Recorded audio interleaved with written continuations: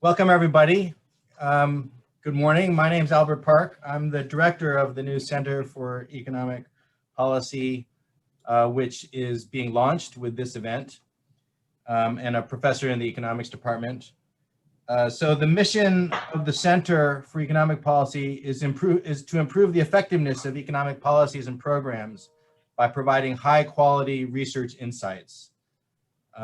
The vision is that the center will be a broad structure that will support research programs in different areas. And at our launch, we're starting with two programs. One program is Development Economics Action Research, or DEAR. And the second program is on antitrust and competition policy. And today's panel discussion really obviously is fitting for the second program. And the first program, DEAR, will also have events in the future that you're, of course, always welcome to attend. The goal of the center is to support policy relevant research by researchers across the university, across the schools, across all departments, and to help make that research done at the university more impactful with policymakers and other relevant stakeholders, including whether it's government officials, nonprofit organizations, the private sector, et cetera. And also to help train both students and practitioners how to analyze economic policy programs more effectively. So that's kind of the broad mandate. As part of the welcome, we're going to play a very short video from the dean of our business school, who unfortunately had another engagement, so couldn't attend, but he taped a short message that we're going to play right now.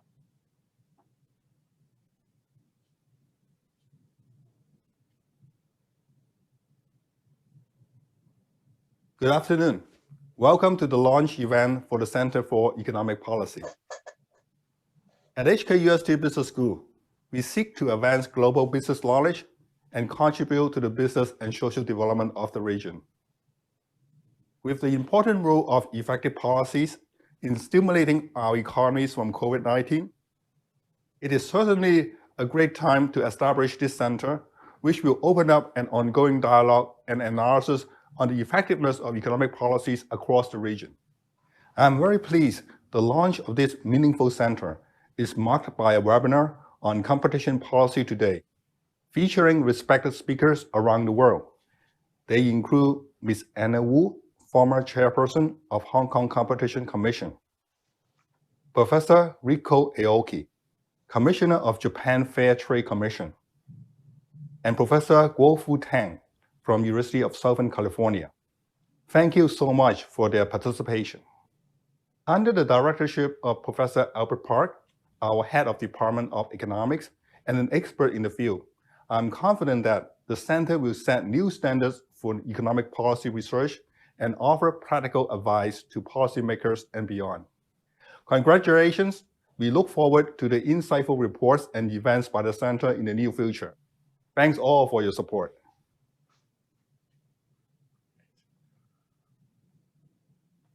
Okay, so what I'd like to do next is invite the leaders of these two programs to just say a few words about the programs.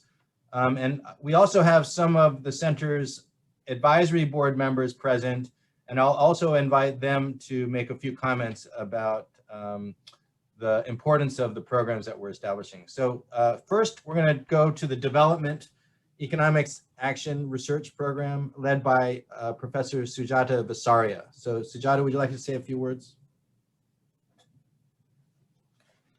Yes, just unmuted myself. So thank you, Albert. Thank you to the advisory board, and welcome everybody.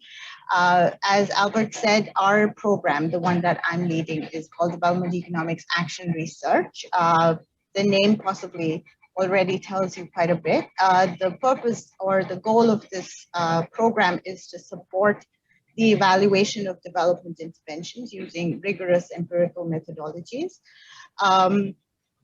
And we have a few different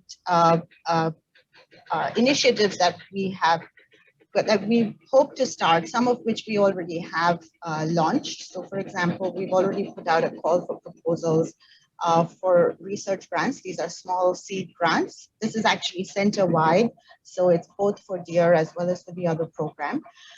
Some of the things we would like to see ourselves doing in the future is contributing to capacity building at development organizations in different departments of the government or nonprofit organizations that are interested in running interventions. We also would like to provide research opportunities for postgraduate students, of course, who are interested in doing field research in development, but also for undergraduate students. And one big initiative that we've just started is a large multi-purpose longitudinal study that we want to do with Filipina domestic workers who work in Hong Kong. And we're hoping to build a linked life survey between workers here in Hong Kong and their families back in the Philippines and track them, as I said, it's longitudinal, track them over time. Which will allow us to evaluate a number of different development interventions that we have in mind, but that there will be opportunity for us to think of more as well. And for that, we are collaborating with multiple researchers, both within Hong Kong, across other universities, as well as outside Hong Kong. And we're in the process of requesting funding from the Research Grants Council of Hong Kong and the Asian Development Bank. So this is a new program. This is what we have at the moment. We're looking forward to many more exciting projects in the future. Thanks, Albert. Sure. And we have researchers at the university doing kind of randomized controlled trial intervention projects in Africa, in India, in China, and other parts of Asia. So I think there'll be a lot of interesting insights coming from that work. I want to invite Professor Yasu Sawada, who is the chief economist of the Asian Development Bank and a member of advisory board, to just say a couple of words. Yasu. Yeah, thank you. Thank you very much for having me here, Albert, and good morning or good afternoon, colleagues. I commend the Hong Kong University of Science and Technology for setting up this really exciting Center for Economic Policy and having Development Economics Action Research there as a key program. I fully support the center's mandate to improve policy effectiveness through high-quality research and training activities. We at ADB are always striving to help our developing members adopt appropriate policies and programs that are based on research backed by solid data and hard evidence. In fact, ADB's research department started the Impact Evaluation Technical Assistance Project 10 years ago, around year 2010. Since then, 34 projects have been evaluated rigorously in a variety of areas ranging from agriculture, natural resources, education, energy, finance, health, social protection, public sector, management, transport, water supply, covering almost all the possible sectors and themes. We will be very happy to collaborate with your university's research through the DEAR program and other project of CEP, Center for Economic Policy, in order to help ensure high-quality research insights are made available to policymakers in ADB's developing member countries. And as Sujata already kindly mentioned, Filipino overseas Philippine workers, OFW longitudinal study, we already started discussing how to do this. So I'm confident our collaboration will strengthen policy evaluation research in Asia and the Pacific region, and also help our region swiftly return to the path of sustainable and resilient growth. Congratulations for the initiation of new research center, new program, and thank you very much again for having me for exciting event. Thank you. Over to you, Albert. Thank you. And DEAR will be co-hosting starting next year an annual impact evaluation conference with the Asian Development Bank and the Korea Development Institute School. Let me ask Dilip Mukherjee to just say a couple of words. Dilip is a senior visiting fellow at HKUST's Jockey Club Institute for Advanced Study, and he's the director of the Institute for Economic Development and professor of economics at Boston University. Dilip. Hello. Well, good evening, good night. It's nearing midnight here, but very happy to be part of this event, to meet everyone. I very pleasant memories from a visit to HKUST in 2018. I was there for about 2 months. I've been working with Sujata for a while on various projects on agriculture and finance in India. And I had a fantastically productive and interactive time during the 2 months in HKUST. So, and after that, I was appointed a fellow to the Institute for Advanced Study, but unfortunately, because of COVID, I haven't been able to visit. I'm looking forward very much to the opportunity to visit. And now with this new initiative, it's going to get even more exciting. Boston University is always very keen. My institute is very keen to engage in international collaboration. And I should mention that there was a PhD student, no, he was maybe a master's or a PhD student, Shiman Chung, who I met when I was teaching some classes at HKUST, and he got in touch with me, and then I arranged for him to visit Boston University. He spent a very productive year doing classes and doing some research, and eventually he joined the PhD program in ARE Berkeley. So I think we have the seeds for a wonderful collaboration, and I really look forward to enlarging the scope of that kind of collaboration. Great, thank you, Dilip. Let me next turn to Shofai Leung, who directs our program on antitrust and competition policy. Shofai, do you want to say a few words about your program? Sure, thank you. Good morning or good evening. It's nice to see old friends, okay? And so the Antitrust and Competition Policy Program that is part of the program of the center the goal is to provide policy relevant research insights on antitrust and competition policy. Now, as you all know, Hong Kong introduced the competition law in 2015. So we are kind of a new kid in the block. And then along with China, as you have heard from the headlines, okay, there are a lot of issues about antitrust and competition policies. So it's a very appropriate time to start to put our effort into understanding all these competition policy issues. So the center's objectives are to study the interactions of the business strategies and market competition. And in particular, we'll focus on these about the regulations and laws on competition.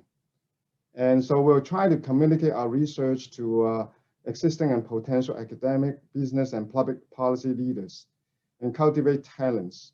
One of the things we want to conduct, other than the items that Sujata mentioned, is other than small research grants and activities, conferences, we will try to conduct seminars or training to practitioners in the field, like lawyers and consultants, about how to understand competition, because it's a very complicated issue, right? When you regulate, what's the appropriate regulation? Do you try to over-regulate or you under-regulate? And we can see there are a lot of issues about it. And actually, for Hong Kong and China, it's even more complicated because we have a lot of cross-border business interactions. And how do you synchronize the regulations across these two economies? Okay? So we hope that we could contribute to the design and enforcement of competitive policies and antitrust laws in this region. We have faculty working on Japan competition. And so I think it's a good group of a mix of people at the university, and with people from finance department and econ department and other departments as well. So we look forward to your participation and assistance to give advice on our young researchers and all the things associated with the center. Thank you. Great, thank you, Shofai. And I want to next ask Professor Ping Lin to say a couple of words. He has just recently joined Shandong University as a chair professor in economics and the director of a new Center for Competition Policy Research. He's moving from Lingnan University in Hong Kong, where he has been the director, and I think still is the director of the Center for Competition Policy and Regulation there. And so he is very much engaged with the policy discussions related to antitrust and competition policy, both in Hong Kong and in mainland China. So Ping, would you like to say a couple words? Yes, yeah, thank you. Good morning, good evening, everybody. It's really, thank you for having me here today for this exciting event. Now, we all know that competition policy, antitrust research, antitrust is a global issue right now. It's one of the pressing issues for every government, every economy, including Hong Kong and mainland China, with increasing economic integration and also this digital economy, which have raised a lot of challenges to competition economics and antitrust. So I would like to congratulate UST for having competition policy research as one of the two key areas of the new center, which is really exciting. Now, for the past many years, I have attended a lot of conferences in Hong Kong and mainland China, the Great Bay Area. Now, and also collaborating with some of the UST colleagues, especially Professor Xinyu Hua. I recall 3 years ago, a research project, actually a consulting project that Xinyu and I and several others, economists, that we did for China's anti-monopoly enforcement agency, which lasted for almost 3 years. We did detailed research on cartel conduct and also for abuse of dominance by multinational companies. So UST has a great strength in competition policy research. Now, to meet the challenges for antitrust in Hong Kong, the fintech, the financial services, the issues caused by big data that economists around the globe have been trying to meet the challenge. The big data issues in insurance market, medical service market, and also the integration with the Greater Bay Area in southern China, one of the economic powerhouses in the world. A lot of issues, academic issues, policy issues with regard to competition policy will be both demand for academic researchers. So this is a very timely establishment of the research center. I look forward to having closer collaboration with colleagues at UST and also in the region. Thank you very much for having me here today. Thank you, Professor Lin. I also wanted to mention that Professor Casey Chan, who is an adjunct professor and senior advisor to the Dean of the Business School here at HKUST, is also a member of our advisory board and also a current member of Hong Kong's Competition Commission. So we hope through him that we can also engage issues of direct current relevance to Hong Kong. Finally, I want to ask Donald Low to maybe say a few words. Donald is also a member of our advisory board. He is the director of the Institute for Emerging Market Studies and also a professor of practice in the Division of Public Policy. Donald. Thanks very much, Albert. I just want to congratulate Albert, Sujata, and colleagues at the Econs Department for the establishment of the Center for Economic Policy. Speaking as a faculty member of the Division of Public Policy, this is really a very welcome development. One of the things that we lack faculty strength at our division is indeed in this area of development policy, and more generally in the whole impact evaluation, RCT methodologies. So, I very much hope the center would be able to support and help the Division of Public Policy in terms of training our students. We run a 2-year Master in Public Policy program, and I think everybody knows that increasingly public officials are expected to know how to undertake research and undertake RCTs and conduct impact assessments. So this center is indeed very welcome. Speaking as the director for IEMS, I also very much welcome this center because the opportunities for collaboration in a number of areas, not least competition policy, development policy, enormous. On competition policy, which is of course the theme of today's opening session, Hong Kong has this self-image of being a free, highly, having a very free market economy with lots of contestable and competitive markets. The reality, as we all know, is a lot more nuanced. So again, this is another area where we see plenty of opportunities for collaboration between IEMS and the new center. So once again, congratulations, Albert and Sujata, and to all colleagues at the Center for Economic Policy. Thank you. Thanks. Okay, I'm sure many of you came to hear about competition policy. So let me now turn it over to my colleague in the economics department, Professor Xinyu Hua, who's going to moderate the panel discussion and introduce the speakers. Xinyu, please go ahead. Okay, thanks, Albert. Okay, welcome to the session, everyone. We are very happy today to have three distinguished speakers to share their insights about competition policy. And before each talk, I'll briefly introduce the speaker, and each speaker will have 15 minutes. Well, for the audience, if anyone has some simple questions, for example, just want to clarify something, after each talk, please just unmute yourself and you can raise the question. However, if you have questions which you think need further discussions, more discussions, please hold on, and after all the three talks, we'll have a small Q&A session. So then you can raise your questions by that time. Okay, so let me introduce our first speaker, Ms. Anna Wu. She is a lawyer admitted to the Law Society's Roll of Honor. And as Kaya mentioned earlier, she is the founding chair of the Hong Kong Competition Commission.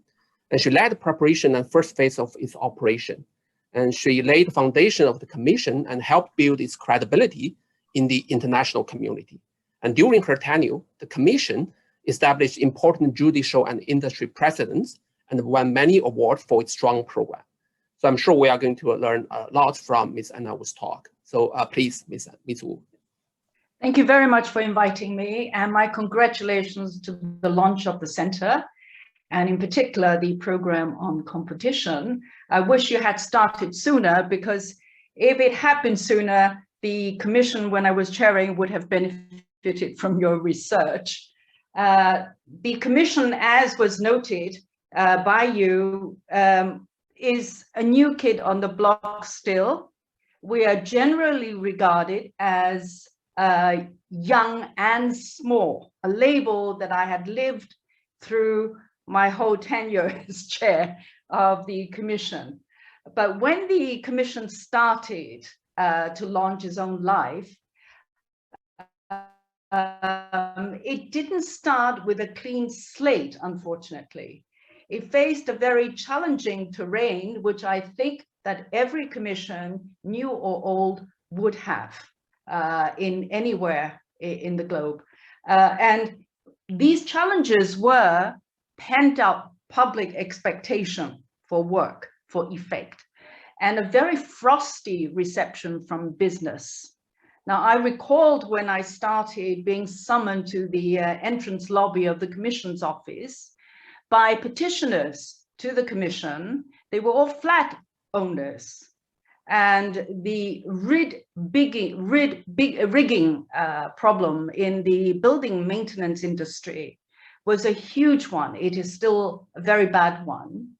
And they presented to me a bitter melon. I don't know if you've ever tasted that, but that was how they wanted to tell me their feelings about bid rigging in a matter that affected many people's lives, whether it be public estate or whether it be private tenements.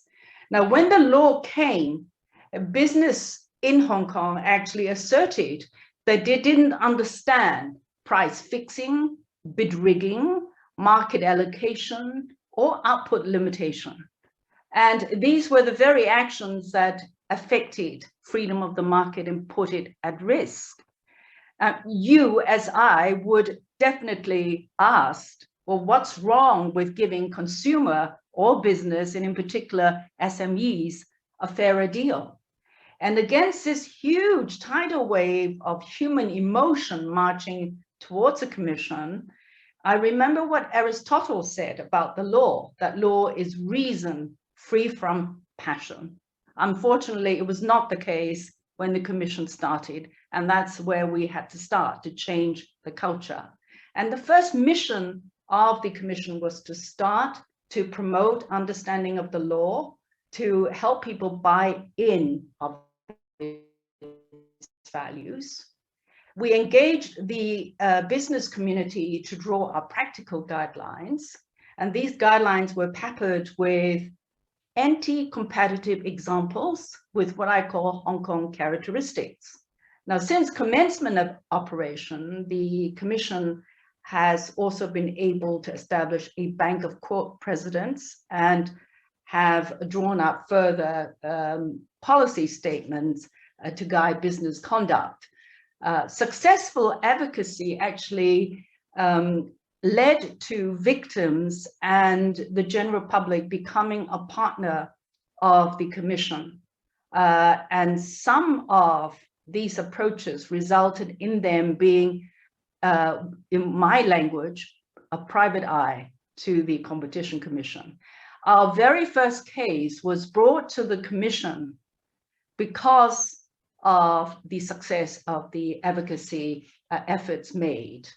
And in terms of the businesses, because cartels are notoriously secretive, we actually expanded our leniency policy to encourage whistleblowing.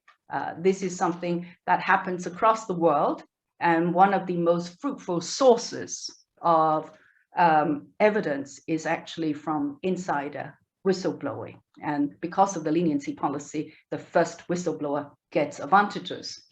Now, I should not be really surprised that vested interest is always pro-status quo and resistant of change. And to change the market behavior and the prevalent culture, a carrot and stick approach had to be used. Inducement with the benefits of the law, as well as creating deterrence effect for breach. And legislation meant that there was a start to the commitment from government and the community that there must be a change. And that started with the law, and the law actually itself became an education tool. It helped people to learn faster. And we've had plenty of examples in different areas in Hong Kong, helping people to learn faster, like no spitting, no jaywalking. And non-compliance actually becomes a non-option because there is a breach and therefore there is penalty. I'd like to go back to Hong Kong's history and put certain things in context. The 1966-67 riot years in Hong Kong actually was a watershed for Hong Kong. It marked the beginning of a modern Hong Kong, and it also marked the beginning of many controversies. Murray MacLehose, one of our governors, arrived in Hong Kong in 1971, and as a result of the riots, he started primary education being required and being free, and that became 9-year compulsory education, a 10-year housing program. He started public assistance for the disadvantaged. He put in the ICAC, Independent Commission Against Corruption, and city district offices. All these were intended to address the problems highlighted during the riots, at least address some of these issues. And over time, and emerging from the shadows of the riot years, two governing principles, albeit obvious to all of us, were strengthened. The first was to be sensitive to public opinion, and the second related to public interest requiring consideration in policymaking. The public interest determinant was actually articulated by a former financial secretary of ours called Philip Haddon-Cave, and that was in 1981. Haddon-Cave also accepted that a government role was called for when unfettered market forces did not serve the public good, and when market failed and economic development fell behind. Now, the key to me was that it came from a financial secretary, and there were comments made about laissez-faire and about Hong Kong's economy. The Hong Kong Competition Ordinance was enacted in 2012, but its full operation commenced at the end of 2015. And the law resulted from many years of lobbying, and despite its flaws, represented a very significant legislative landmark. It acknowledged that laissez-faire and freedom of the market were not exactly equivalents, and we had a lot of problems that we needed to deal with. But the law was very clear. The objectives of the law were to keep the market free, efficient, innovative, and to provide better consumer protection. We have a Hong Kong story on demonopolizing, and that was in connection with the Hong Kong telephone monopoly, and the process of demonopolization started in the 1990s. Year 2000 actually saw the introduction of a cable TV operator using hybrid fiber coaxial network, which provided higher bandwidth capacity. And the development was further supported by interconnectivity of networks and portability of numbers. And 2003 saw the full liberalization of local fixed telecommunications in Hong Kong. Now, the liberalization, as you would be able to conclude for yourself, brought choice, reduction in price, newer technology to users, and increased access to information and communication. It resulted in better distributive equality for everybody. Now, significant savings were also made for consumers,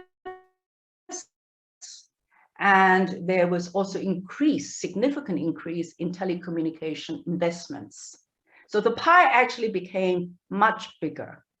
And this, of course, was a very good story and a good development for Hong Kong. But to me, and I was disappointed that Hong Kong government shied away from repeating this bold move. So ever since then, the only good story that I can tell you is the demonopolization of the telephones in Hong Kong. Competition law actually intersects with consumer welfare and corruption prevention. I worked with, as a chair of an anti-corruption body, it's one of its operations meetings for some time. But estimated overcharge for all types of cartels is said to be 15 to 20%. Corruption and collusion are always linked. And we have a Garden Vista case.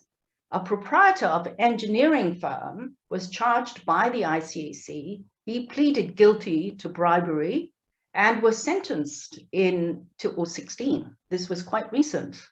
Tender rigging with shadow companies and false bids were involved, and the bribes constituted 17% of the contract price. A competitive framework needs more than just a competition commission, unfortunately.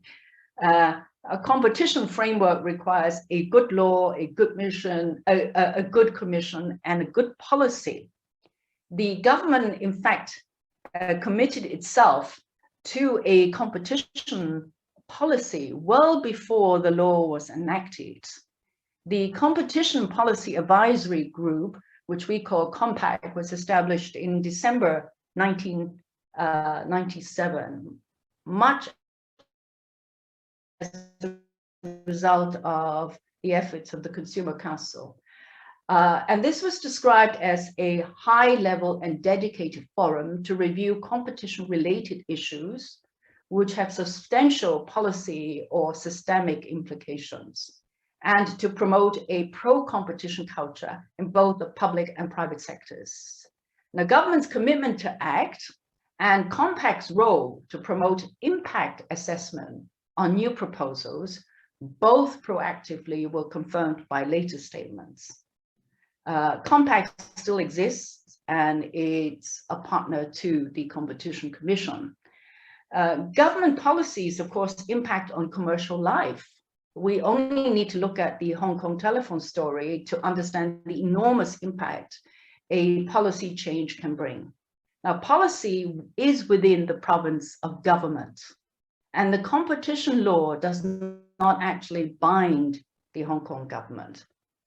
Market dynamics and behavior are driven by government policies. We have licensing, procurement exercises, appointments, we have laws, regulations, and policies, all regulating many aspects of commercial life. The Commission has an advisory role to government, and it has been collaborating with government on competition impact assessment to support competition objectives. Competition impact assessment, as many of you would know, identifies restrictions to competition, weighs the benefits and costs, and determines their essentiality. Competition assessment actually also helps to establish competition neutrality. Government measures should not skew the playing field through tax, subsidy, cost advantages, or other preferential investments and treatments. Competition assessment is actually easier to apply to new programs and new policies. But when transforming the old to the new, we actually face a lot more serious hurdles. We have some examples in Hong Kong, and they are quite big ones. We have schemes of arrangement for the electricity market, dubbed natural monopolies, and a very confused policy for the auto fuel industry. There is high land costs, high duties, and high fuel costs to deter increase in vehicles. These all highs were done for different reasons, none of them connected to competition. A number of tools have been suggested to help to alleviate the consequences on the market. For instance, common essential facilities, connectivity of electricity grids, provision of lower cost and environment-friendly fuel supply have all been floated as tools worthy of consideration. But the essence is, in these old areas, the incumbency that has become entrenched makes the transition out one of the most difficult to manage. But of course, we should make the attempt. And that is where I congratulate the center for its setup. I wish you had come in sooner. And I do wish you success in all your future endeavors. Now, Hong Kong's industrial policy started way back, but ever since 1997, it has very emphatically included innovation and technology development. Most of the laws, regulations, policies, by and large, unfortunately, were enacted without specific assessment on competition or of disruptive technology that came in. I'd like to talk to you about the pharmaceutical products, on how that is being controlled and regulated in Hong Kong. These are tied to a regime requiring physical premises for retail. And you know how expensive physical premises and land are in Hong Kong. And it is also tied to a requirement for a hard copy original prescription to be retained on the premises for 2 years. The whole world is actually going digital. Everything is going online. We have new telehealth, we have new telemedicine, models being developed rapidly. And we have changing demographics. We have resource constraints, land in particular, technological advancement, urban trends, changing epidemics. These are all forcing us to think rapidly and to rethink our modes of delivery of services and of distribution. Now, we all know, of course, about fintech and insurtech. These are big items for Hong Kong.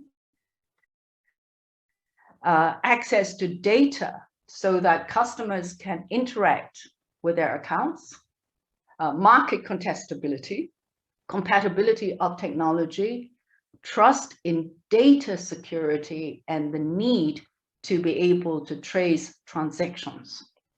These are all critical issues in this development. An issue peculiar to competition, and you probably know about this, is AI algorithms colluding with each other and cutting out human agency altogether. They create back channels for themselves. They don't tell the human beings that they're doing this. In fact, they ignore programs built to outlaw this and to stop it. Now, this is going to be a challenge for competition lawyers, practitioners, and thinkers. We have many legacy issues that have been, created incumbencies and regulatory captures, and new technologies and business models are at our doorstep every day. And there is no question in my mind that our economy must evolve, innovate, compete, and become more disruption ready. And so the door is wide open for policy thinkers and economists present today to steer this process towards a more competitive and innovation related environment. So thank you again for inviting me. My greetings to all my friends here. And I'd like to welcome in particular Professor Aoki. Thank you. Okay, thanks to Ms. Wu for the sharing a lot of information and her insights about the regulations and antitrust practice in Hong Kong. Let's see whether anyone in the audience has some simple questions just for clarification, just in case. Okay, if not, then we can wait for the Q&A session later. So now we'll invite our second speaker, Professor Reiko Aoki. She is a commissioner from Japan Fair Trade Commission. She was also a professor at Hitotsubashi University. She has done research and published articles about economics of patents, standards, innovation, and intergenerational political economy in various academic journals, such as American Economic Review, Journal of Economics, Management, and Strategy. So Professor Aoki, please. Thank you. Thank you very much for the introduction. And first of all, congratulations for the establishment of this center. And it's great to see you, former Commissioner Wu, and also Professor Guofu Tan. It's an honor for me to be able to participate in this important and exciting workshop. Let me just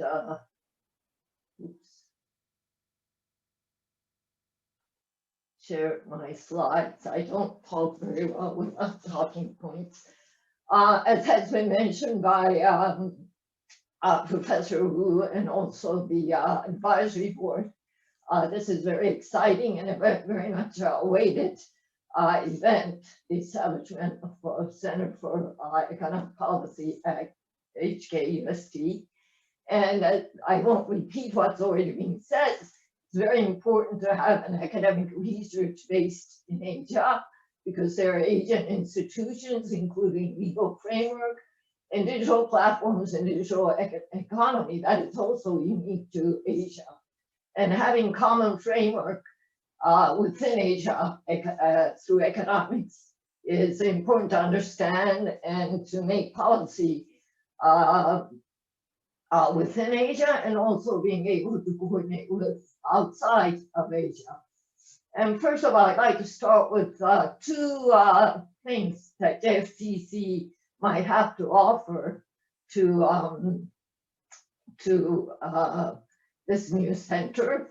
And the first institution at JFTC that I'd like to mention is the Competition Policy Research Center, Cprc, which is a purely academic institution within JFTC. The director is Professor Noriaki Matsushima, professor at Osaka University. Some of you might know. And it is staffed by legal and economic scholars and practitioners, all on part-time basis. And they produce basic research about competition policy. The other group within JFTC is the Economic Analysis Team, EAT, and this is comprised of JFTC staff. The team leader is Senior Deputy Secretary General of Policy Management, and its members are full-time JFT staff, but in various sections. So the team is a virtual team, and some of them belong to mergers and other divisions within JFTC, and they assist JFTC with both empirical and theoretical economic expertise. Many of them have advanced degrees in economics. So if you think about JFTC, at the center, perhaps these two groups of people might be the people that you would approach first. For the rest of my talk, I'd like to talk about the challenges of digital platforms that are presented to Japan, Hong Kong, and Asia, as already has been mentioned. I first go quickly introduce the Japanese relevant part of anti-monopoly law, and then studies and reports that JFTC has generated related to the digital economy, and then mention two things that are particularly of interest for both research and policy: the concept of abuse of superior bargaining position and the digital platform ecosystem. And I said at the top, challenges of digital platforms, and by this I mean two things. So challenges to economic policy, but also for economic research. I think past experience with big antitrust cases have shown that they have also been opportunities for the economic discipline to develop further.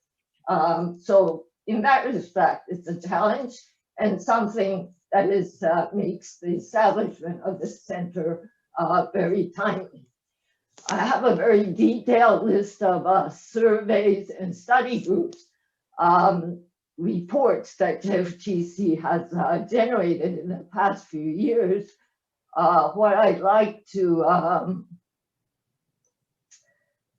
point out is beginning at the bottom, 2017, JFTC produced a report by a study group. Is that okay? Can we, I think sorry for presenter interruption. mode, yeah. Is that okay? Is something wrong? We can see the slides, but it's in presenter mode, so we can see, it's not the full screen of the slide. Oh. If you press the button just below the slide with the three dots, do you see that? Yeah, if you click that, I think there should be an option to do full screen. Yes, right. Here? Yeah, I think it so. Says make screen black. Oh no, full. It should be. What about?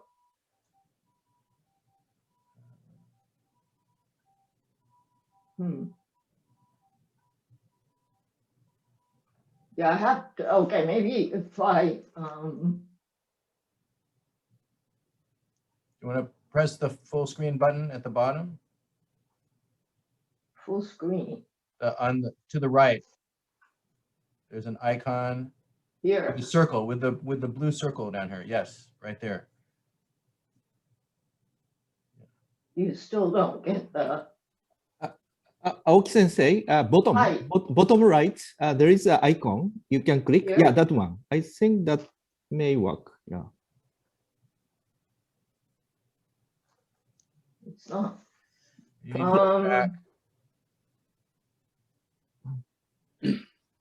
This looks pretty good to me. I have two screens. I think that's the problem. So Right. maybe I should turn the other screen off. If you'll excuse me, I have to look at my, I'm going to unshare and then turn the other screen off.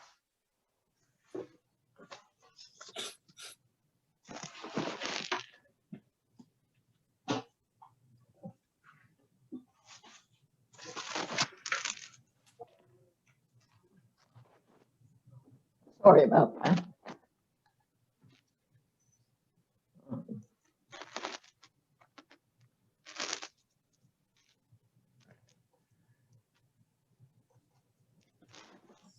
Perfect. Oh, that's Yeah, good. so now I can't see my notes. I might be at loss for words once in a while, but if you bear with me.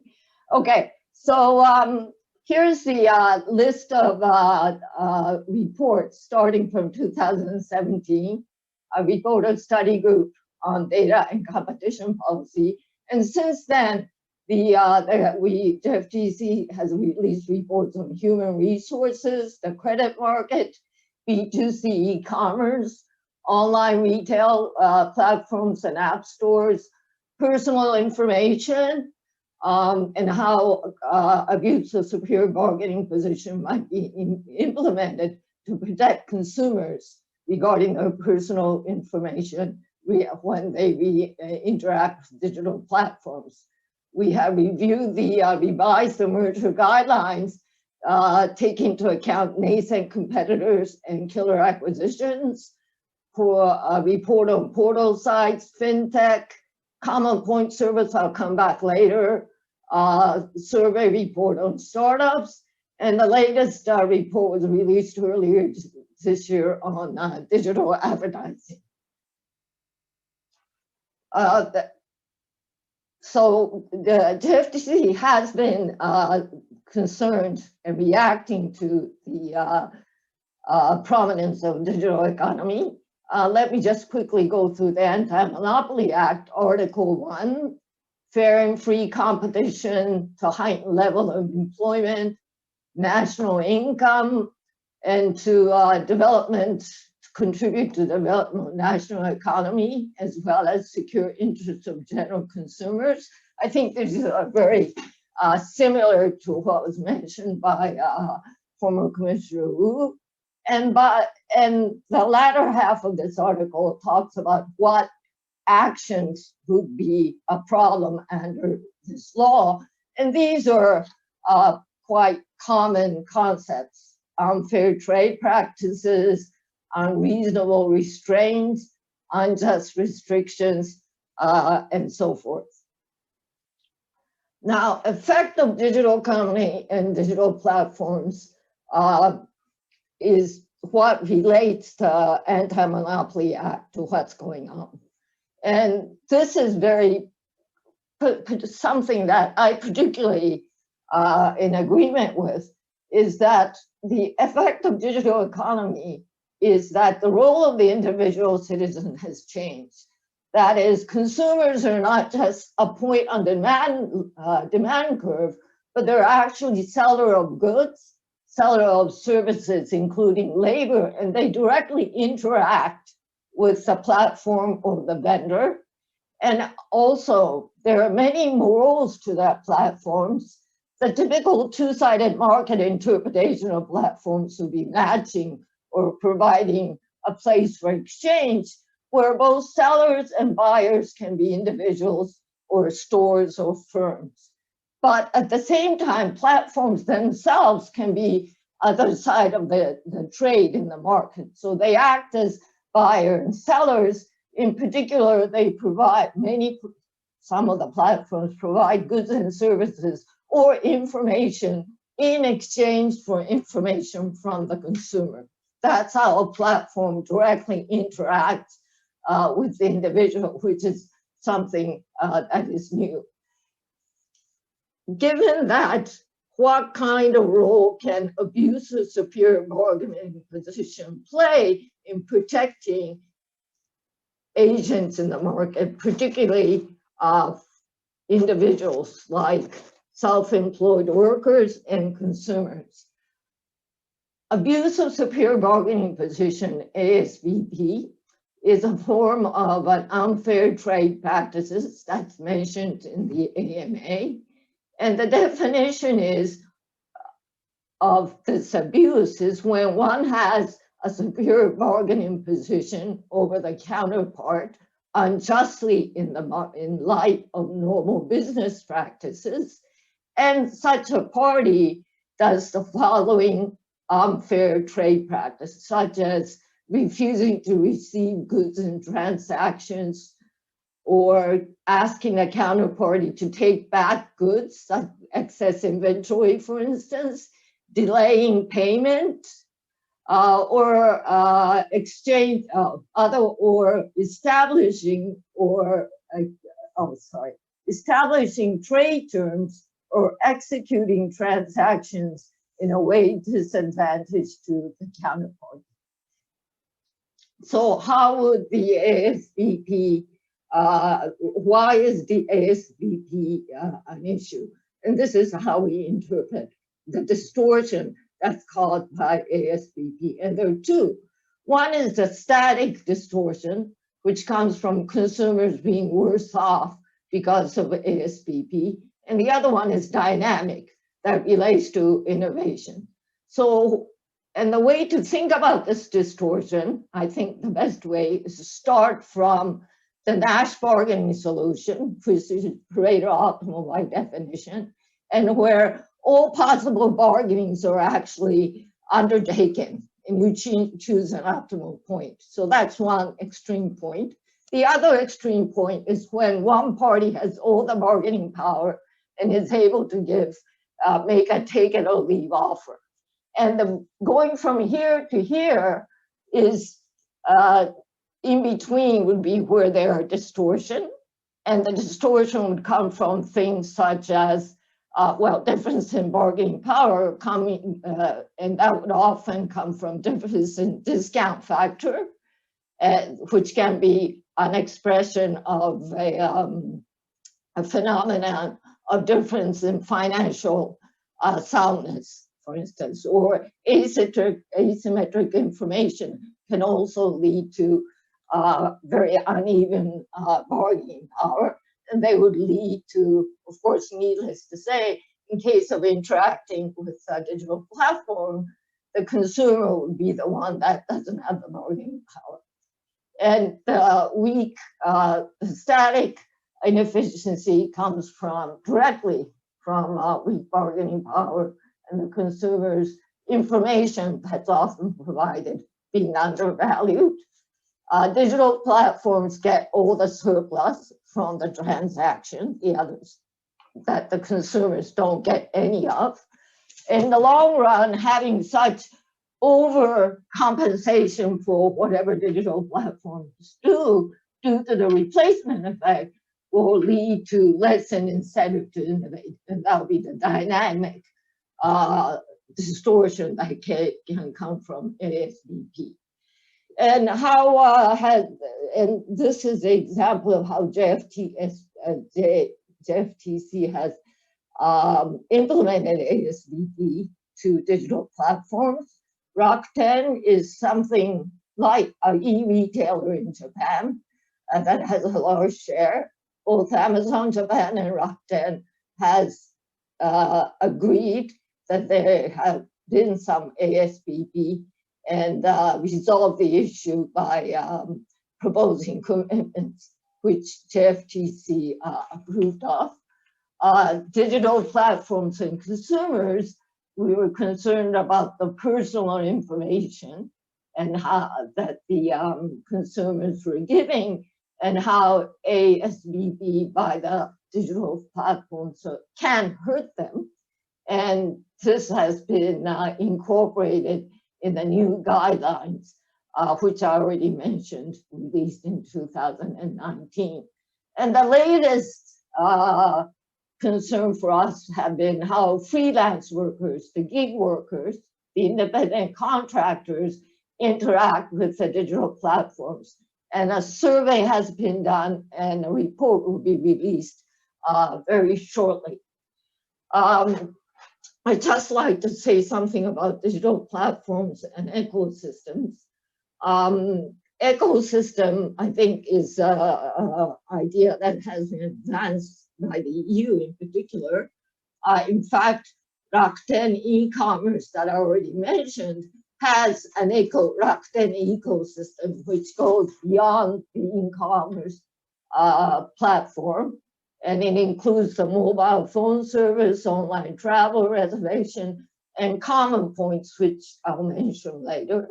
They all together is part of the constitute the Rakuten ecosystem. Line is a very dominant social network that has a very large share in Japan. And they also operate QR code payment, advertising, and news, constituting a Line ecosystem. They recently merged with that holding company, which includes Yahoo, which is also an ecosystem. And I mentioned that the merger guidelines had been revised, and we in fact look into the merger, although there were shares of what they do in each market were not big enough for them to report to us. But according to the guidelines, we examined their merger, and they also agreed to a remedy so that we felt the merger was comfortable and pro-competitive. Common points is a very relevant, important concept in the ecosystem in Japan. And they're very much like frequent flyer points, where you acquire points from different transactions and you can use them for other transactions. And they are very important in pulling the Rakuten ecosystem together and keeping the Line ecosystem together, which in Japan in particular is a very important, and you can't separate from the digital platforms. So this is my final slide, and I present to you a subset of reports that I've already mentioned, and I show you these again because these reports are available in English from the website called The Approaches in the Digital Market, which you can access from the FTC website, also in English. And I've already checked, I don't have the URL here, but you can either Google JFTC, or you can also search on DuckDuckGo, Japan Fair Trade Commission, and you'll be directed to the website. And you can go to the Approaches in the Digital Market site, and you can find the reports in English. And I hope things like these reports will be helpful for the kind of research, impact studies, and also construction of theories of harm, which I think need to be developed and become more sophisticated to handle digital markets and digital platforms, which I think is one of the things I hope that the new center will be engaged in. Thank you very much for the opportunity and your time. I'm sorry about the technical difficulty there in the beginning. Yeah, thanks a lot, Professor Aoki, for sharing the lot of interesting thoughts and insightful thought about the digital platforms. And okay, I see some. Okay, oh, there's a quick question. I think just for clarification from the audience. Someone is asking, what do you mean by ecosystem for digital platforms, I guess? Ecosystem? Ecosystem. Yeah. Okay. This is a term that I picked up from lawyers, actually, and it's a term that's well developed in strategy. I have learned since that there are many papers written in the business literature, business strategy literature, and it means one way to express it is organization of organizations. So the Rakuten ecosystem, for instance, would have the Rakuten e-commerce to travel online, their credit card system, and they work together there are complements and sometimes substitutes within the same ecosystem to enhance the whole value, which sounds like very much like a business school term. But I think this is one of the things that the economists need to do to formulate the ecosystem that's more economic research friendly, which I think will translate to law and economics very well. Needs to be done. Thank you. Thank you. Thank you. Thank you. Actually, one of my colleagues, Xinyu Hua, also has a question, but I think that question will, well, we need some more time for discussion. So maybe we'll hold that question until, after all the talks. Yeah. Okay, thank you again. So let's now move to our next speaker, Professor Guofu Tan from University of Southern California. And Professor Tan's research fields include industrial condition, antitrust, anti-monopoly law, auction theory, and more generally, microeconomics. Previously, Professor Tan held the TD McDonald Chair in Industrial Economics at the Canadian Competition Bureau. And he has been involved in many consulting projects, providing advice to public and private sector clients about competition and other regulation matters in many different industries. So, for example, as far as I know, that Professor Tan has worked on some influential cases, antitrust cases in mainland China, for example, about Tetra Pak. So, please, Professor Tan.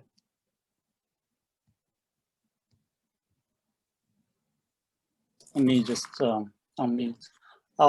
Thank you so much, Xinyu, for your generous introduction, and also thank Albert and Sophie for organizing such an important event. And I'm certainly honored to be part of this group, this event.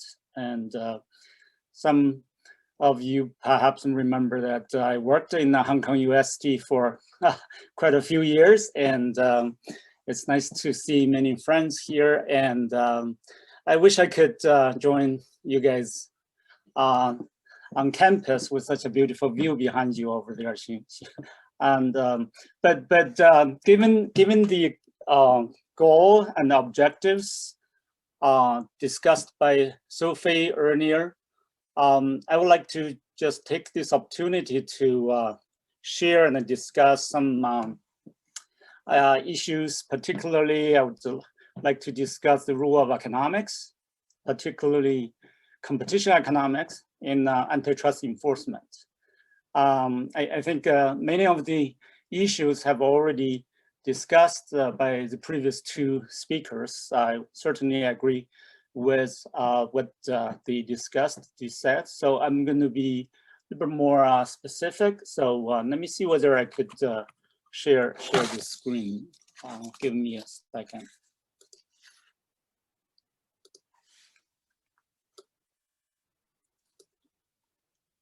Okay, so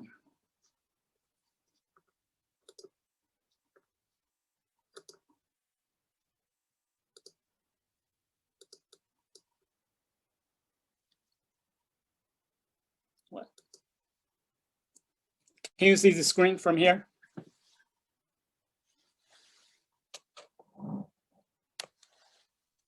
Hello? Yes. Okay, thank you. So as just mentioned, I'd like to just discuss the role of economics, particularly competition economics in the context of antitrust enforcement. Let me just very briefly mention that antitrust laws, as we have already discussed in the event today, provide a set of policies that deal with the creation and the maintenance and the abuse of market power. So the formal statements of antitrust law typically vary across different jurisdictions, from Japan, Hong Kong, and mainland China, and Canada, and so on, so forth. So the key is the essentially the market power, and market power is often associated with the ability to raise price. Do I have the same issue? Professor Tang, I think you are showing presenter mode. As well, so the same same mistake or technical issues. So where is, okay, let's see this works. Yeah, that's better. Thank you for your comments. Yeah, that's great. Great. Yeah. So essentially, no matter whether it is law in Japan or Hong Kong or in other places, we essentially deal with three sets of issues: collusive practices, bid rigging, which Anna just mentioned, and mergers and abuse of dominance. So all three are related to the extent of competition and the market power. Then what is market power? Market power, as we usually tell students, it is associated with the ability of price above socially efficient level. We take typically competitive equilibrium level as a benchmark. So based on this, and typically we prove from the empirical work or from the theoretical study, competition tends to reduce market power and increase consumer welfare and efficiency. So then the question for economists, for many of us who are involved in antitrust law enforcement is, how do we really understand competition, given the ecosystem concept that we just discussed a few minutes earlier? And how do we describe how business competes, how business firms compete? So that is rather a challenge in enforcement and NIST. So it is important to note that business firms typically compete in a variety of business strategies. So in economics, in particularly industrial organization, we typically consider competition in prices, in quantity, and but there are many other dimensions. Just to give you quickly a few examples, for example, how do firms compete in volume-based or market share-based discounts? And we do observe many zero pricing digital platforms. How do they generate revenues? Well, from advertising or from users' tips, right? So that already give you different dimension of competition we need to consider. And in some of the streaming platforms we studied, firms compete in what we call freemium. It's a combination of free and paid premium services. Now, in this kind of freemium context, there are often arbitrage behavior, such as other platforms will come in to block the advertisement, and some of the premium account holders would sell or rent accounts to free users. So it generates different kinds of problems in this kind of environment. But broadly, I think we could view that platforms compete for customers' attention, compete for traffic flows, and so on and so forth. So essentially what we're dealing with is a set of competitive strategies in many different dimensions, and how do we formulate those, and how do we evaluate the impact? So if it's price fixing, collusive behavior problem, we need to analyze this kind of extent of competition and compare the price fixing or collusive case with what we did not observe. They're supposed to compete in something. The question is what, right? And we could even think about the bargaining models, Nash bargaining that Professor Commissioner Aoki just mentioned, which has been quite popular in the context of healthcare industry, the bargaining between hospital and insurance companies. And when you think about the Nash equilibrium type of price setting behavior to the bargaining, and then you allocate more bargaining power to the buyer, then you have this typical bidding market. So essentially, if we're looking at these three sets of frameworks that we typically use, essentially is just our understanding of how players with certain bargaining power and how they compete in the industry, in the marketplace. So that is why I call the title the rule of not just economics, but more specifically competition economics. So that the set of frameworks that we typically deal with in enforcement. There are so many advantages of using the more rigorous economic models. I don't want to get into details given the time constraint, but essentially, the main objective here is to offer a objective justification for enforcement so that the agencies are less likely to be subject to lobbying behavior. But there are some details about how a particular model of competition could help us to evaluate in each specific case. I'm going to use 2 examples to illustrate very quickly. I don't want to get into the detail. One example is when a case shows up and there are a lot of information. And in a typical abuse of dominance case, you observe, broadly speaking, a strong sense of asymmetry. There's a dominant firm, quotation mark, and there are small firms.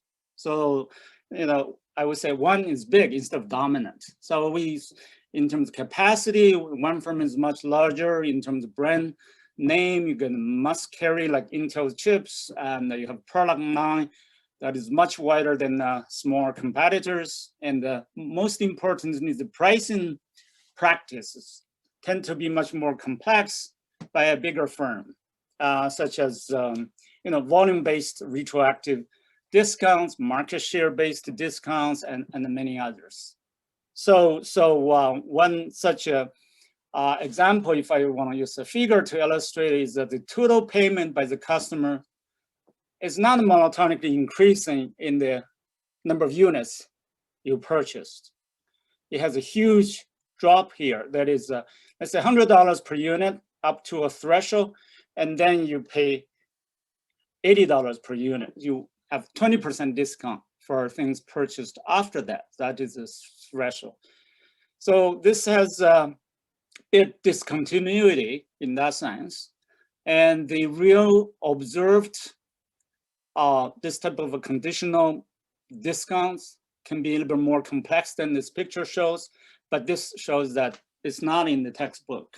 So when you encounter such a case, then you have to think about how we should approach this set of issues. So Xinyu just mentioned Tetra Pak case, which is a rather old case now, but I'd like to use this example to illustrate how economic analysis can be useful. It's not something that you can just grab it from a typical textbook by John Tirole, The Theory of Industrial Organization, but you use the principle from the textbook, but you need to modify it in such a way. So in such a case, the agency in mainland China investigated this abuse of dominance claim and made a final decision.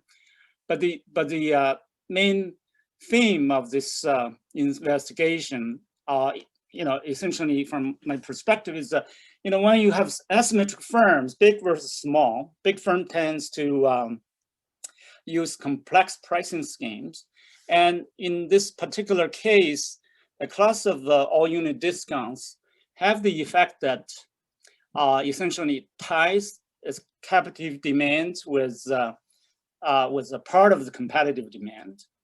It partially forecloses small competitors, reduce small firms' sales, market shares, and profits. So it's not full foreclosure, but partial. And when this is combined with other strategies the dominant firm use, such as tight selling between processing machines and the packaging products, and exclusive dealing with upstream suppliers, together you get a sense that the foreclosure is quite serious. So the outcome of that is to harm downstream buyers. So in this case, with the help of my collaborator, we basically did some research. On the one hand, it supports the investigation of the case. On the other hand, afterwards, we managed to write the logic and the analysis and turn into academic publications.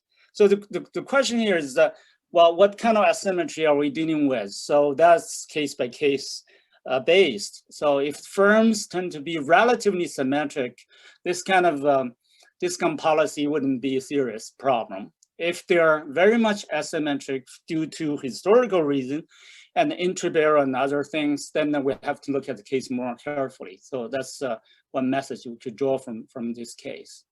Let me quickly move on to another example. Since the earlier speaker discussed digital platform, and I would like to provide a few footnotes to her discussion. The first one is really a recent paper I wrote with Junjie Zhou from National University of Singapore. So this is not exactly motivated by a particular case, but by observing a number of similar situations, we decided to develop a much more general framework to analyze how digital platforms in general compete with each other. And as we focus on price competition, we could find the challenges in this process. For example, zero price, cross subsidization, and because of network externality, both within the site and across the site, then you have this interdependent demand system, which is rather implicit. So that creates difficulty for analyzing the impact of competition. So in empirical study, you could face a similar issue, but hopefully this research would help both theoretical investigation as well as empirical one down the road. So following this study, we look at how platform competition might have impact on prices, subsidies, and consumer welfare and efficiency in general.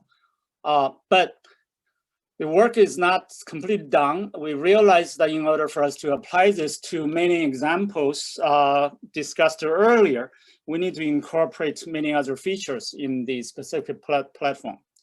So here's another footnote to Professor Aoki's discussion. I'm making a list of the digital platform markets in China, from online shopping, online search, media and content, and online service, social networks, and mobile payments, and so on and so forth.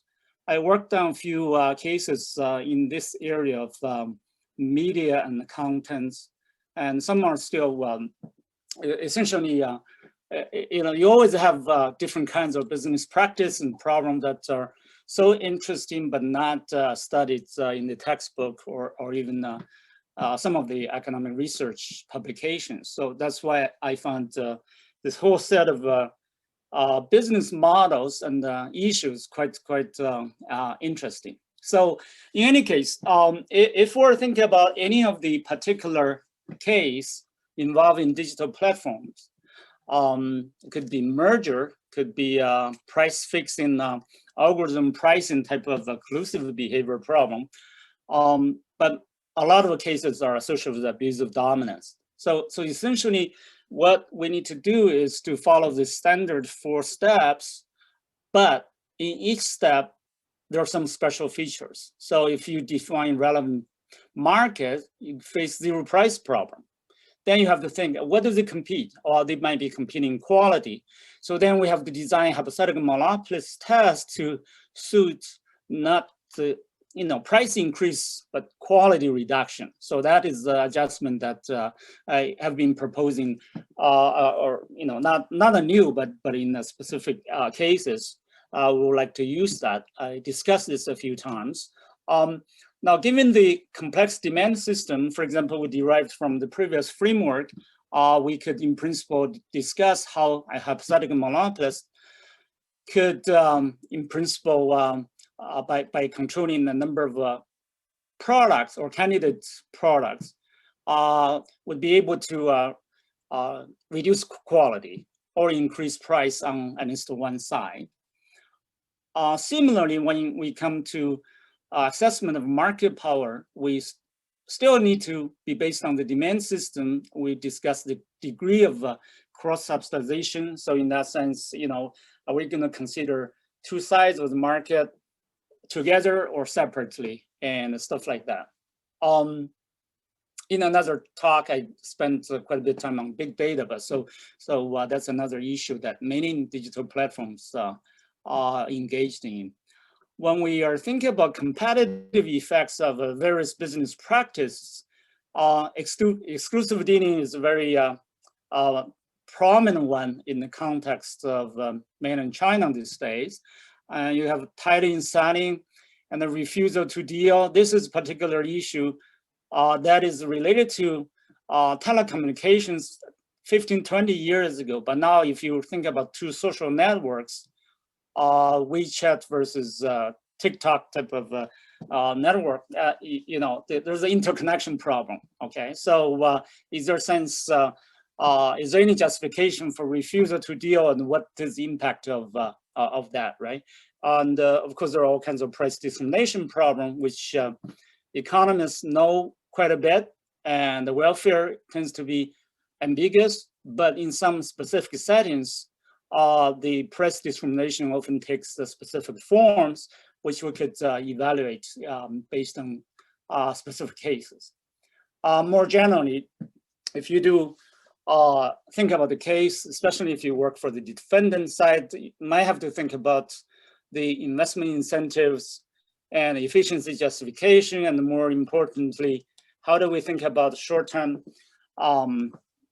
potential anti-competitive impact versus longer-term investment incentives and the innovation. So this is also a dynamic issue that discussed by speakers earlier on. So let me just finally make a quick remark. I have a few other slides if you want to discuss, but essentially I would like to say that sound economic analysis can be very useful in enforcing antitrust law more effectively and objectively. So of course this is a general statement, but once you're in a specific case, you realize that, well, how do I organize data? How do I frame the problem? And so the picture of modeling can be very useful.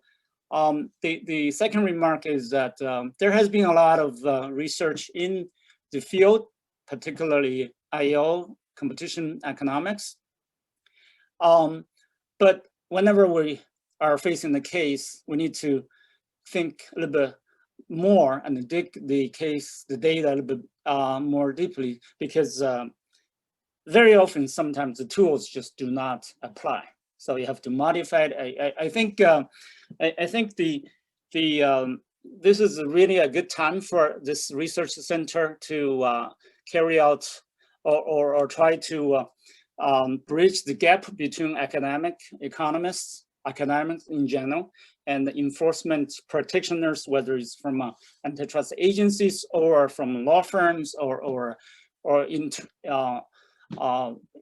inside the company. So essentially, the gap is essentially that whenever we see a case, we have data, it's not sure how we should organize it. And the tools from economics textbook doesn't seem to apply directly. And the other thing is based on the data, you could try to reformulate what you know from your toolbox and make the case, the theory work together. So I like this quote quite a bit, and the enforcement of antitrust laws should be informed by the prevailing economic theory and the merits of competition and the extent to which firms' conduct can enhance or weaken competition. Now, this is a very old discussion by John Bates Clark in 1901, right after Sherman Act. So, but I think it's still quite useful, and it's good for all of us to work together to solve problems, challenging issues more effectively. So I congratulate the organizers and the Hong Kong UST colleagues to form this center. I'm sure it's going to be very, very productive in the next years to come. So thank you so much, and also thank you, friends, for listening to me. questions and comments are appreciated. Okay, thanks a lot, Guofu, for sharing a lot of examples of both of your research and antitrust cases you have worked on before. So we can clearly see from the talk the important linkage, right, between economic research and the antitrust practice. You actually have been already a role model for us about filling the gap you mentioned. Yeah. So now we do have some questions from the audience. I'm sorry that earlier on I said that people can just unmute and ask questions, but it seems we are using the webinar, so probably the audience cannot unmute, cannot speak directly. So if you have questions, feel free to type your questions, in the chat box, or there's a, I think, question box there. We already have a few questions, so let me start. Okay, my colleague Kohei, he asked, how is the situation of economic analysis in the Hong Kong and the Japanese competition policy enforcement? I guess this question is for both Anna and Reiko. So, could maybe we'll start Ms. Wu. So Anna, can you say anything about the application of maybe the situation of economic analysis in Hong Kong competition policy enforcement, or any thought about that, please? Yes, thank you very much for that question. In fact, I had that in mind to ask both professors, Aoki and Professor Tan. Firstly, my question to Professor Aoki is very simple. I'd like to get in touch with you to get more information. I hope that's all right. Secondly, in terms of the Hong Kong competition analysis, my very direct answer is it is very much in its infancy, and hence some of my questions to Professor Tan as well. We have an enforcement regime which unfortunately is based on a criminal standard of proof. In other words, it is beyond reasonable doubt. It is not a civil burden of balance of probability. We have lesser problems with the collusion cartel aspects in terms of evidence. There is now a case on abuse of market power, which I think will face this issue really in a very impactful way. And the competition analysis will be very significant under the market abuse rule, because how do you prove something that is beyond reasonable doubt? Now, this burden of proof was not the making of the law directly in terms of legislation. It was the making of another case under Securities and Futures Commission from before, and therefore we are bound to that standard. So in terms of competition economics in the context of enforcement, I very much enjoy Professor Tan's presentation, because there are some peculiar issues about Hong Kong. One is framing of tools for research.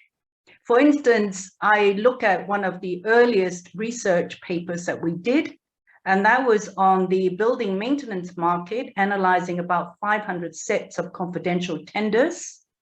It was difficult for us because we were in our infancy. Competition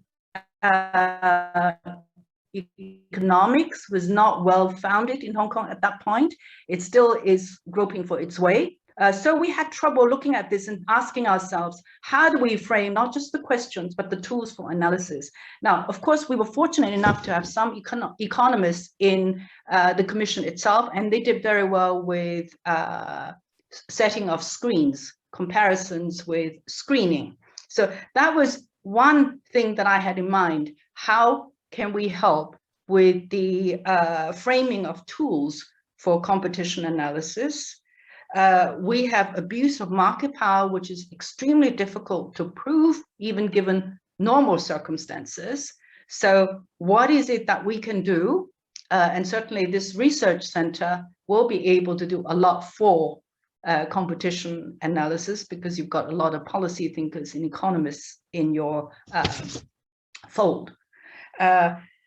Beyond that, there are two other issues. One is the transparency issue. We need to look through data for transparency. We need to look through algorithms for traceability of liability, whether it be how they talk to each other or creating other effects. There is a much bigger issue, which probably is unanswerable at this stage, but out of interest, I thought the center can look at it. We have a very small domestic market in Hong Kong, but we are extremely import and export orientated. And the competition law itself, of course, has extraterritorial reach. When you look at something like this on Hong Kong's economy and the pattern that we trade, are there things that the center or perhaps Professor Tan is already looking at in terms of analyzing this nature of markets, small domestic, but huge global market?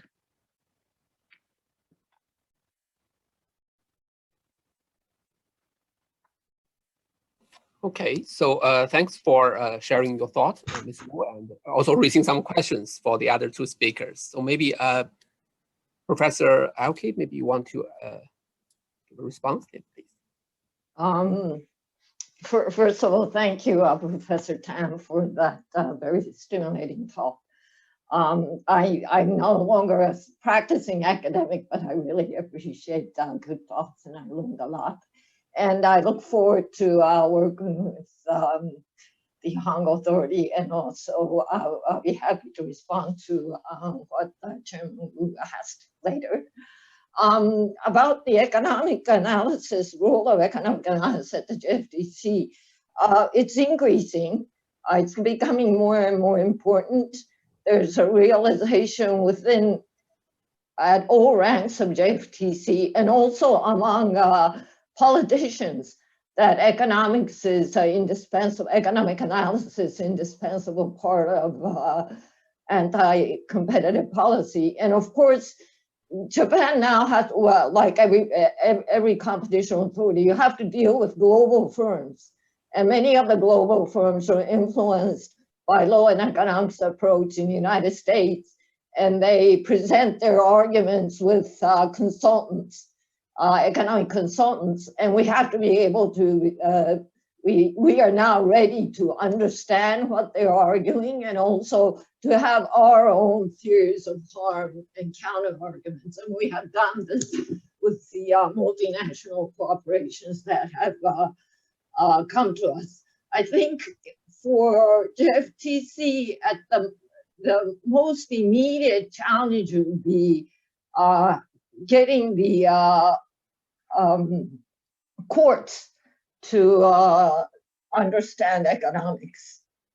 Because it used to be that the first step in trying to overturn the GFTC administrative ruling used to be a kind of administrative court within GFTC, in which case the hearing people who heard the case were very familiar with competition law, and they were learning economics. But the AMA was changed a few years ago, so not that the first instance appeal is the district courts now. So we have to get the judges to understand economics. I think when you read the ruling of the judges, they don't use economic terms, but they understand economic reasoning. And judges are very familiar with how contracts, for instance, work. They need to, and they often use that type of thinking to competition law. I think the challenge actually is not to push economics, technical economics terms to the forefront and drive them away, which even happens in the United States sometimes. Judges complain that you can't understand what economists are saying. I think it's very important for economists to be able to stick to sound, well, I don't need to preach to the audience here, but stick to correct, sound economics, but not resort to economic terms to when explaining the economics of antitrust. I don't know, and that's another thing that GFTC is now very careful to do, that, for instance, the economic analysis team make sure when they interact with people outside the team, they don't throw theories around. They read the academic papers, but they make sure that they are able to talk the language of antitrust, which includes lawyers and not just economists. I don't know if that answers your question, but thank you. Okay, thanks, Professor Aoki, for your responses. And since all the three speakers to some extent talk about the platform, okay, online platform, digital platform, so we actually have another question earlier from my colleague Sunny Huang, and he was asking a very recent case where I think the Australia government passed law, okay, asking the digital platforms to pay for media content, like Facebook. If you share some news, then Facebook, you need to pay for this media content. So there have been a lot of discussions about, this kind of law imposed by the Australian governments may actually address the dominant positions of those platforms. So let's see whether, so maybe we'll start this time from Professor Tan to see whether you have any. I think the question from Sunny is, do you have any comments? How would this affect, would this kind of law be effective in dealing with the dominant positions of the platforms? Please. Thank you. I have not followed that law, that news in the context of Australia. But again, my own opinion typically is a case-by-case basis under the general guidance of the antitrust law in a country, in a jurisdiction. So whether there's a need for specific regulation or law on a specific issue, such as content, whether you have to pay, in general, you should pay, but it depends on the situation. So if you think about the popular TikTok, social media, when you post your photos by WeChat, and that content will be shared by your friend circle, maybe even more. The question here is to what extent you own that content, and is there any commercial values to it that platform could derive? So if that is the issue, that is much more critical and interesting, have to analyze. So I think whether it's Facebook or other social media such as TikTok and WeChat, I think definitely is a important and interesting issue. Okay, thanks, Guofu. Okay, so Professor Aoki, do you want to say anything about?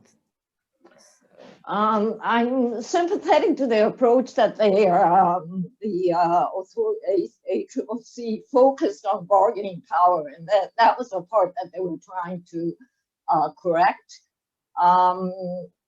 And I think it's very similar. I often think the issue with standards essential patents is a bargaining power issue, and that's the way it's been handled in the courts. And one solution to that has been to have an arbitration system. So if bargaining position between digital platforms and newspapers is really the issue, then having a environment for arbitration environment could be a valid solution. Of course, with the standard session patents, they make sure everybody has a chance, right?